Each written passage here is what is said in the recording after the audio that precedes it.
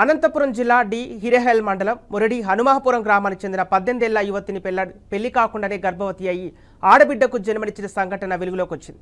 పురిటి నొప్పులతో బాధపడుతున్న యువతిని కుటుంబ సభ్యులు కాన్పు కోసం రాయదుర్గం ప్రభుత్వ ఆసుపత్రి తీసుకొచ్చారు. ప్రభుత్వ వైద్యులు కాన్పు చేయడంతో యువతి ఆడబిడ్డకు జన్మనిచ్చింది. యువతి తండ్రి వన్నురప్ప ఫిర్యాదు మేరకు డి హిరేహల్ ఎస్ఐ గురుప్రసాద్ రెడ్డి, శిశు సంక్షేమ శాఖ సూపర్వైజర్ ఈశ్వర్యులు విచారిస్తున్నారు. యువతి తండ్రి వన్నురప్ప మాత్రం తన మూడవ కుమార్తె గర్భవతి కావడానికి కారణం ఎవరన్న విషయం తెలియదని అధికారులు ముందు వాపోయాడు.